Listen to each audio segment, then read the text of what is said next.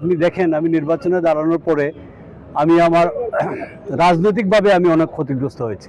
ওই জায়গা থেকে রিটার্ন ব্যাক করা একজন রাজনৈতিক কর্মী হিসাবে আমার পক্ষে সম্ভব না।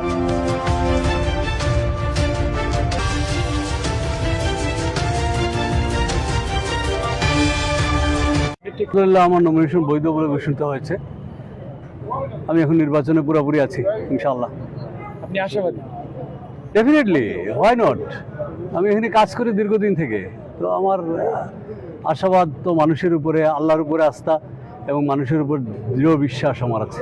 আমার লেভেল প্লেইং ফিল্ড নিয়ে অনেকেই বিশেষ করে কর্মী সমর্থক বলবো না, ক্যান্ডিডেটরা অনেক প্রশ্ন তুলেছেন, সেটি নিয়ে আপনি এই মুহূর্ত পর্যন্ত এই ধরনের কোনো কিছু আমি ফেস করছি না। আমি জানি না এর পরবর্তীতে, যেহেতু আমি স্বতন্ত্র প্রার্থী, এই ধরনের কোনো কিছু আমি ফেস করব কিনা সময় বলে দিবে। তো আমার দৃঢ় বিশ্বাস আমার নির্বাচনী এলাকায় এই ধরনের কোনো সমস্যার সৃষ্টি হবে বলে আমার মনে হয় না। বিশেষ করে প্রশাসনের মানুষজন যারা আছেন ওখানে, তারা এবং আমার এলাকার মানুষ, সচেতন মানুষ, সবাই মিলে আমরা একটা সুন্দর নির্বাচন করবো, এটা আমার দৃঢ় বিশ্বাস। আসলে নির্বাচনে পুরা শিডিউল ঘোষিত হয়েছে, নমিনেশন সাবমিট করেছি, আজকে বাছাই পর্ব শেষ হয়েছে। নির্বাচনে তো অনেক বড় রাস্তা আমরা পেরিয়ে এসেছি।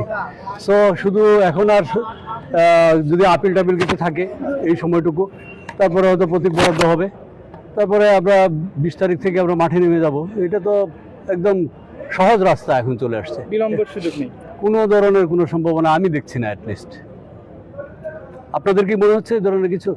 না, আমরা আশাবাদী।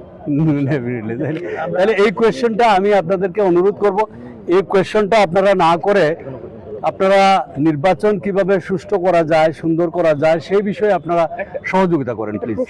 100% আরও বেশি পাচ্ছি। এখন দলের বাইরের লোকজন আমাকে সমর্থন দিচ্ছে, শুধু দলের না, দলের তো আছে সবাই 2-4 জন বাদে, আর বাইরের লোকজনরা এখন বেশি স্বাচ্ছন্দ্য বোধ করছে আমার সাথে কাজ করতে। সো আমার জন্য আরও রাস্তা সুগম হয়েছে ইনশাল্লাহ। হাস্যকর কোয়েশ্চেন, আপনারা কেন যে এই কোয়েশ্চেনটা নিয়ে আসেন আমি নিজেও বুঝি না। আসলে সত্যিকার অর্থে আপনি দেখেন আমি নির্বাচনে দাঁড়ানোর পরে আমি আমার রাজনৈতিকভাবে আমি অনেক ক্ষতিগ্রস্ত হয়েছি। ওই জায়গা থেকে রিটার্ন ব্যাক করা একজন রাজনৈতিক কর্মী হিসাবে আমার পক্ষে সম্ভব না। সবচেয়ে বড় জিনিস হলো আমি দাঁড়িয়েছি নির্বাচনে, এটা আমার নিজের সিদ্ধান্তে না, আমার এলাকার অজস্র মানুষ আমাকে বাধ্য করেছে নির্বাচন দাঁড়ানোর জন্য।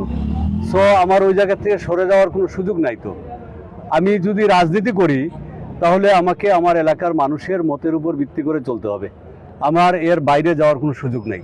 সো আমি আমাদের এলাকার, আপনারা হয়তো দেখে থাকতে পারেন অথবা আপনারা জানতে পারেন, 28 তারিখ জকিগঞ্জ কানাইঘাটের ইতিহাসে সবচেয়ে বড় একটা সমাবেশ আমাদের কানাইঘাট বাজারে হয়েছে। সেই সমাবেশে আমি সবার মতামত নিয়েছি এবং তার আগে তো আমি প্রত্যেকটি অঞ্চল আমি ঘুরে বেরিয়েছি, সবার মতামত নিয়েই আমি নির্বাচনে দাঁড়িয়েছি। 29 তারিখ নমিনেশন সাবমিট করেছি, আজকে নমিনেশন বাছাই শেষ হয়েছে। আমি নির্বাচনে আছি ইনশাল্লাহ, নির্বাচনের শেষ দিন পর্যন্ত থাকবো যদি আল্লাহ আমাকে হায়াতে বাঁচায় রাখে।